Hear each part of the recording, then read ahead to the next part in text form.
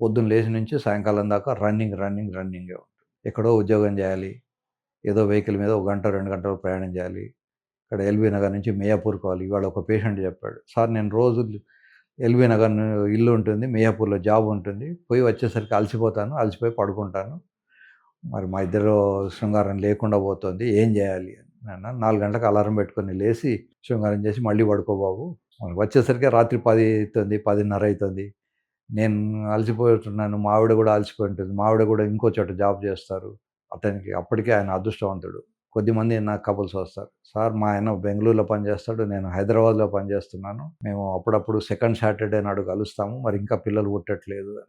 మరి భగవంతుడికి తెలియాలి కదా! వీళ్ళకు సెకండ్ సాటర్‌డే కలుస్తున్నారు కనుక ఈ సెకండ్ సాటర్‌డే నాడే సెమను, ఊసైటు రావాలి అని. దానికొక పద్ధతి ఉంటుంది. ఒక సైంటిఫిక్ పద్ధతి ఉంటుంది. అమ్మాయిలకు 10వ రోజు నుంచి 17వ రోజు లోపల యూజువల్‌గా 13, 14 రోజులలో ఊసైట్ వస్తుంది.